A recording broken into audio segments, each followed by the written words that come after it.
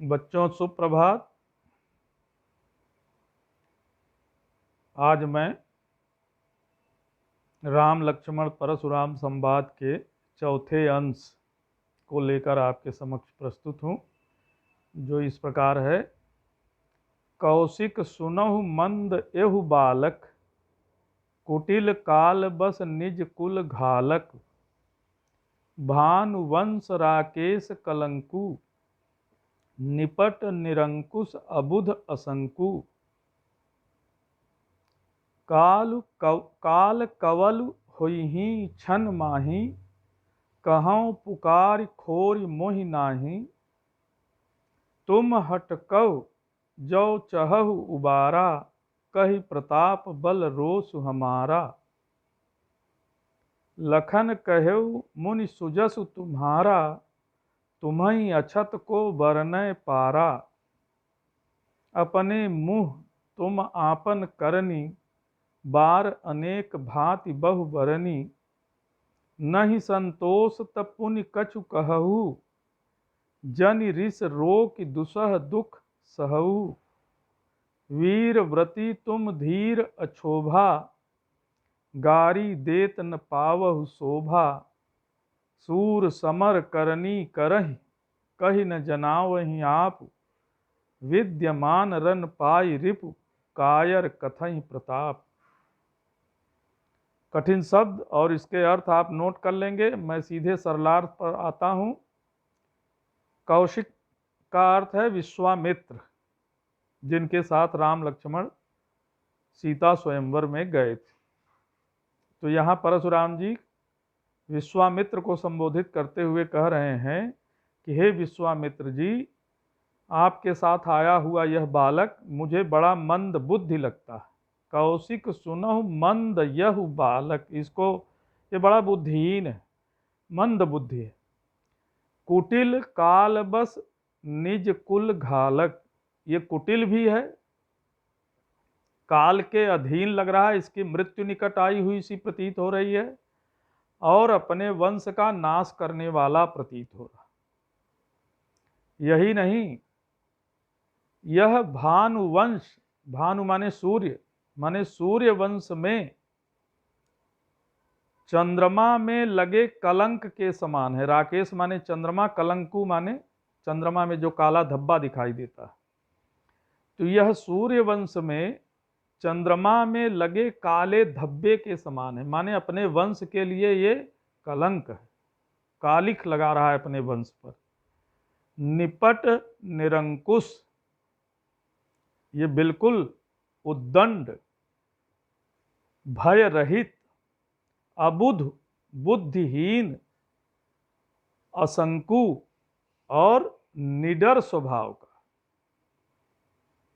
काल कवल होइहि छन माहि, हे विश्वामित्र जी, मैं कह रहा हूं कि यह क्षण भर में काल कवल, काल माने मृत्यु, कवल माने निवाला, ग्रास, एक क्षण में ये काल का ग्रास बन जाएगा, काल का निवाला बन जाएगा, माने इसकी मृत्यु हो जाएगी। कहौं पुकार खोरि मोहि नाही, मैं सबको पुकार पुकार कर बता दे रहा हूं कि खोरि माने दोष, फिर कोई मुझे दोष न देगा। तुम हटकहु जो चहहु उबारा, हटकहु माने मना करना, रोक लेना। इसलिए हे विश्वामित्र जी, यदि आप इसे उबारना, बचाना, उद्धार करना चाहते हैं तो हटकहु, इसे मना करो, रोको कि ये मुझसे बहस न करे। कहि प्रताप बल रोष हमारा, अभिमान प्रकट हो रहा है परशुराम का कि मेरे बल प्रताप, मेरे शौर्य को बताकर इसे मना कर लीजिए। यदि आप इसको बचाना चाहते हैं, इसका उद्धार करना चाहते हैं, तो कृपा करके मेरे बल प्रताप रोष गुस्से का वर्णन करके इसे बताकर मना कर लीजिए, ये मुझसे बहस न करे। लखन कहेउ मुनि सुजस तुम्हारा, तुम्हें अछत को वर्णय पारा। लक्ष्मण को ये गर्भोक्तियां कहाँ पसंद। उन्होंने तुरंत जवाब दिया कि हे मुनिवर, आपका यश, सुजस माने यश, बड़ाई, आपसे अच्छा कोई और वर्णित नहीं कर सकता। लखन कहेउ मुनि सुजस तुम्हारा, तुम्हें अछत को वर्णय पारा। कौन है जो आपसे अच्छा आपके गुणों का बखान कर सके। इसलिए अपने मुँह तुम आपन करनी, बार अनेक भांति बहु बरनी। हे मुनिवर, आपने अपने मुँह, अपने कार्य, अपने गुणों की प्रशंसा अनेक प्रकार से अनेक बार की है। नहीं संतोष पुण्य कछु कहू। अभी भी अगर आपको संतोष नहीं है, अभी भी कुछ आपको अपने गुणों के बखान करने शेष हैं, तो उसे कृपा करके कहें। जन ऋष रोक दुसह दुख सहु। आप अपने गुस्से को रोककर अपनी बात अधूरी रहने के गुस्से के कारण असह्य, दुसह माने असह्य, दुख सहन न करें। कृपा करके जो कहना चाह रहे हैं कह ही डाली। वीर व्रती तुम धीर अछोभा।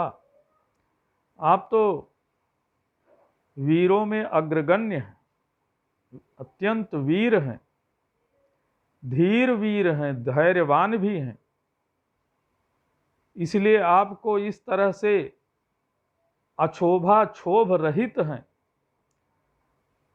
ऐसे में आप एक बालक के लिए अपशब्दों का प्रयोग करें, बार बार उसे मूर्ख, कुटिल, कालबस, इस तरह के शब्दों का प्रयोग आपके लिए शोभा नहीं देता। आप जैसे धीर वीर, क्षोभ रहित तपस्वी को एक बालक के लिए ऐसे अपशब्दों का प्रयोग सुशोभित नहीं होता, अच्छा नहीं लगता। सूर समर करनी करहि कहि न जनावहि आप। इसमें भी बहुत करारा व्यंग है। लक्ष्मण कहते हैं कि जो सूरवीर होते हैं, जो सच्चे वीर होते हैं, वो समर माने युद्ध भूमि में अपने रण कौशल का प्रदर्शन करते हैं। करनी माने रण कौशल। योद्धा क्या करेगा? अपना रण कौशल दिखाएगा। कहीं न जनावहि आप, बातों से अपनी वीरता का बखान नहीं करता, कह करके अपने गुणों का, अपनी वीरता का बखान नहीं करता। विद्यमान रन पाई रिपु। रिपु माने शत्रु, विद्यमान माने सम्मुख, उपस्थित। सामने शत्रु को उपस्थित पाकर कायर ही, जो कायर होते हैं, वही अपने बल प्रताप आदि का बखान करते हैं। काव्य सौंदर्य की दृष्टि से बातें वही पहले जैसी ही हैं। चौपाई और दोहा छंद है, अवधी भाषा है, और ये अंश इस पूरे राम लक्ष्मण परशुराम संवाद का सबसे महत्वपूर्ण अंश है। इसका सरलार्थ और विशेष तौर से नीचे का जो दोहा है, उसका अर्थ समझना अति आवश्यक है। मैं समझता हूँ इस अंश से जुड़ी जो भी महत्वपूर्ण बातें थी वह बता दी गई हैं। यदि आपको कहीं कोई संदेह हो तो आप पूछने के लिए स्वतंत्र हैं। आज के लिए इतना ही। धन्यवाद।